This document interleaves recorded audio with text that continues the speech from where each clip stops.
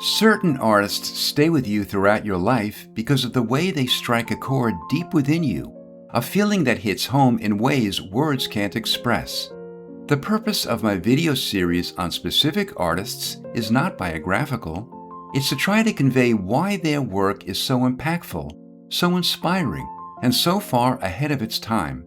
A.M. Cassandre was one such artist. Born Adolphe Jean-Marie Moron in 1901 in France, he became the most significant graphic designer of the interwar period, the 21 years between the end of World War I and the beginning of World War II.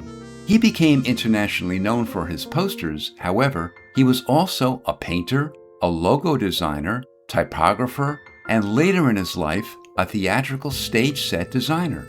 When I look at his travel and advertising posters, I see the visual language of the machine age distilled into pure form. Cassandre helped redefine what modern graphic design could be. Cassandre stripped design down to its essentials: geometry, typography, perspective, scale, and impact. Influenced by Cubism, he simplified forms and emphasized structure and dramatic perspective. Influenced by the Italian Futurists, he infused his work with a powerful sense of speed, motion, and modernity, especially in his iconic posters for trains and ocean liners like Nord Express, Etoile du Nord, and Normandie. Everything in his work feels monumental, streamlined, and alive with motion. What makes Cassandre so remarkable to me is how he transformed commercial advertising into something timeless and artistic. His posters weren't merely advertisements, they were visual events. He understood how to communicate instantly and powerfully from a distance using simplified forms, dramatic perspective, and bold contrast. Typography played an enormous role in his work and was never simply added onto the composition. It became part of the architecture of the image itself. Shapes and lettering work together as one unified design. One of the best examples of this is his poster Etoile du Nord from 1927. Cassandre overlapped the O's with surrounding letters and framed the composition with typography in a way that gives the viewer the sensation of looking through the window of a moving train. It's an extraordinary integration of type, image, and perspective. There was also something deeply surreal about many of his posters. At times, Cassandre's work feels less like advertising and more like metaphysical theater, recalling the haunting architectural spaces and psychological silence of Giorgio de Chirico. Even when depicting something industrial or commercial, Cassandre could create an atmosphere that felt poetic, cinematic, and strangely dreamlike. His work often balanced precision with fantasy.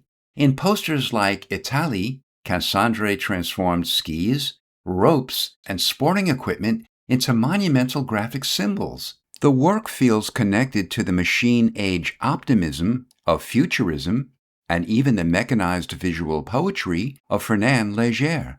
And despite the sophistication of his work, there was humor in it as well. The famous Dubonnet campaign is a perfect example. Through a simple sequence of figures and typography, he created something playful, intelligent, and instantly memorable. Here are some of his initial pencil sketches before choosing the final triptych. The ability to combine elegance, wit, and clarity is incredibly rare. You can also feel the influence of Constructivism, yet his style remained uniquely his own. There's a precision and clarity in his compositions that feel modern nearly a century later. What I especially admire is his ability to balance abstraction with realism. His work feels intellectual and highly controlled, yet it also possesses theatrical grandeur and visual poetry. Cassandre was also an extraordinary typographer. His typeface Pignon has always been one of my favorite fonts. It feels both modern and classical at the same time, elegant, geometric, and unmistakably Art Deco, just like another typeface he designed called Bifer.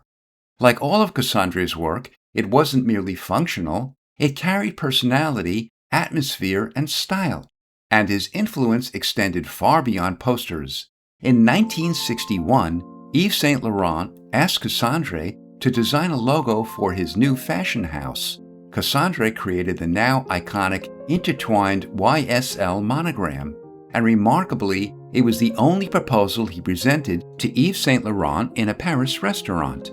That single design became one of the most recognizable fashion logos in the world. For me, Cassandre represents one of the great turning points in graphic design, the moment when posters evolved into a truly modern visual language. Even today, his designs still feel bold, elegant, and contemporary. Very few artists create work that transcends their era. Cassandre did. This is Marty. If you like this kind of thing, please click like and consider subscribing. In the meantime, remember, be safe and be kind. Thanks for watching.